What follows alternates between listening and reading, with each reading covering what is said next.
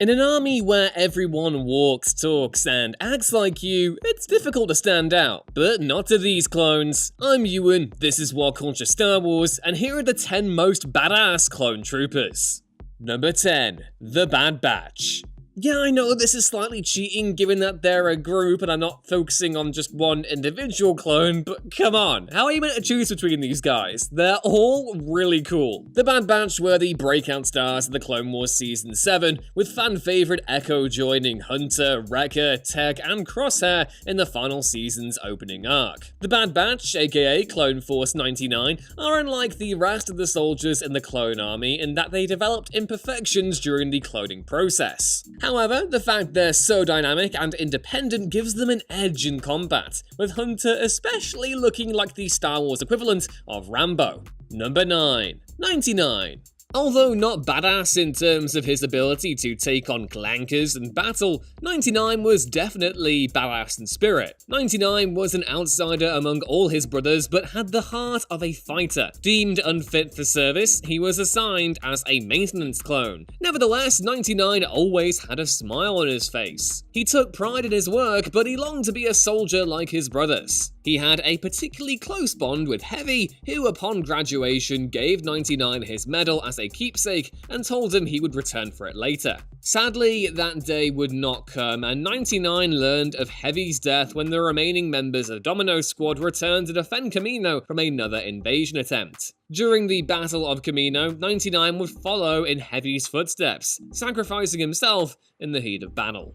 Number 8. Commander Cody. One of a few clones to appear in live action before the 2008 animated show, Commander Cody was one of the more seasoned clone commanders in the Grand Army of the Republic. Leading the 212th Attack Battalion under General Obi-Wan Kenobi, Cody is a by-the-book leader who gets the job done. Being a classic military type, Cody follows orders and is a loyal soldier. This creates a sort of contrast between him and Rex, as he does not think to question if what he is doing is actually the right thing. Despite this, Cody valued the lives of his men during the countless battles he fought in over the course of the war. Here's hoping we find out what happened to him after Order 66 sooner rather than later.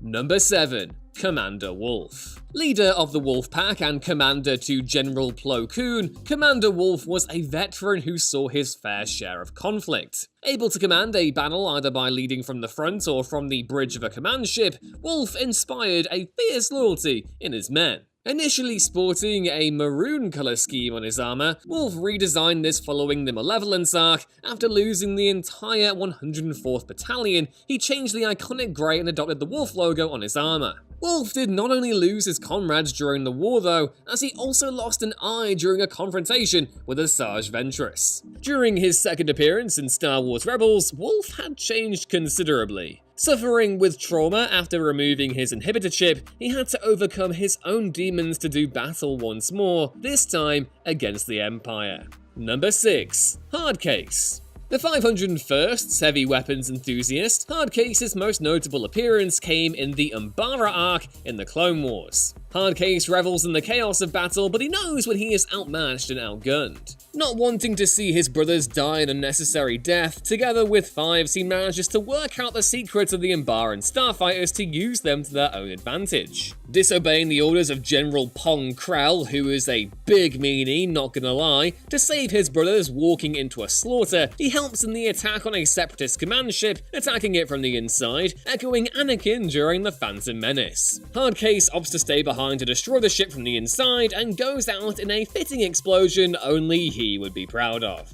Number 5. Gregor. A one-hit wonder in the Clone Wars during the episode Missing in Action, Gregor is an amnesiac clone commando who appears to be a simple pot washer. However, this kitchen porter is comparable to a Star Wars John Wick once he remembers how to handle a rifle. Capable of fighting off dozens of droids, it can be assumed he has racked up quite the kill count, if the tally on his helmet is anything to go by at least. Gregor was initially thought to have been killed in action after covering the escape of Colonel Meebor Gascon gone and his droid team, but he made a surprise appearance alongside Captain Rex and Commander Wolffe in Star Wars Rebels. Albeit Gregor had undergone a slight personality change after removing his inhibitor chip, this didn't stop him from taking up arms once more though, this time against his former employers in the Empire. This would be his last battle though, as Gregor dies in Rex's arms after being shot by an Imperial technician. Number 4. Sev. Sev is the bloodstained sniper of Delta Squad and appeared in 2005's Republic Commando video game. Skilled even among the ranks of the Commandos, he was praised by his handler for pushing himself beyond the limits of what was expected of the clones, leading Sev to gain a reputation as a ruthless but efficient soldier. The only thing more ruthless than Sev's aim was his sense of humor, claiming the tank that he was grown in was spiked, which caused him to develop more psychopathic tendencies. But despite having an intimidating front, Sev maintained a brotherly bond with his squad, especially Scorch, who cameoed alongside him in the Clone Wars, a show that actually sort of owes its existence to Republic Commando, given it was the first piece of Star Wars media to actually give the clones distinguishable personalities following some of the comics. Number 3. Fives. Fives undergoes one of the biggest arcs throughout the Clone Wars. We see him throughout his training, his graduation, his promotion to ARC Trooper, and even as a fugitive. He's one of the best examples of the clones being portrayed as more than just soldiers. Fives himself was unafraid to stand up for what he believed in, and he placed the lives of his friends above all else, even if that meant enticing the wrath of General Pong Krell, that guy again, during the Umbara arc. This earned him a reputation as being a bit of a maverick, but also a loyal soldier. After Tup's inhibitor chip malfunctions and he prematurely executes a Jedi, Fives finds himself going down a rabbit hole conspiracy that almost leads him to preventing Order 66. In what is one of the most heartbreaking moments in the show, Fives dies before he can expose the Emperor's secret plot. He only appears in 15 episodes throughout the series, but he's instrumental in Ahsoka and Rex surviving Order 66. Number 2. Fordo. Okay, now we're talking. The original clone badass, this red ARC Trooper gave General Grievous a run for his money in the 2003 Clone Wars series from Genndy Tartakovsky. Able to hold off waves of battle droids on his own, Fordo set the standard all other clones are held to. And yeah, I know he is a bit of a fairly one-dimensional character, but Fordo more than makes up for that in raw cool factor alone. We are first introduced to him during the Battle for Moonalist, where he aids Obi-Wan Kenobi in apprehending separatist leaders, even battling with the bounty hunter Dirge in the process. However, this was just a warm-up for Fordo, as he and his team were sent to rescue a group of Jedi dueling General Grievous. Surrounded by an army of droids, Fordo was able to get his Republic gunship in, fend off the Jedi-killing general, rescue the survivors, and escape without a scratch. We last see him during the invasion of Coruscant. Clad in his Phase 2 armor, he defends an entire sector single-handedly like some kind of not giving up guy. Do us all a favor, Lucasfilm, and bring him back into canon, yeah? And number 1. Rex.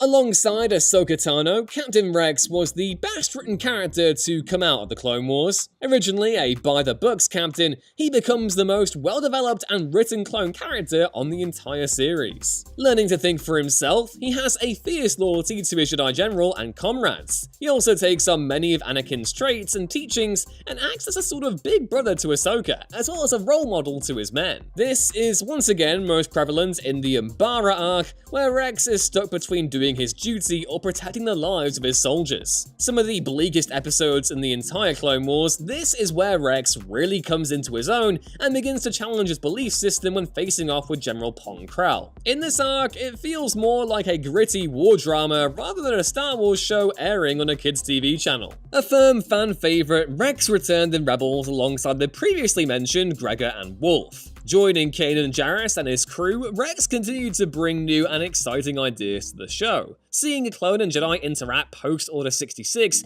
creates some great moments. Rex even went on to participate in the Battle of Endor, joining Han Solo's strike team to blow up the Forest Moon shield generator, and that is some seriously cool Star Wars trivia. Also, given the direction of the live-action of Star Wars shows, it might not be long until we see Rex in live action. One can only hope he shows up in the Ahsoka series when it eventually drops. And those were 10 of the most badass clone troopers in Star Wars history. Are there any you feel we missed? Let us know in the comments below, and as ever, please be sure to like the video if you enjoyed it, subscribe to What Culture Star Wars if you want more, and head back on over to whatculture.com where you can find more content like this every day. I've been Ewan, and may the Force be with you. Bye!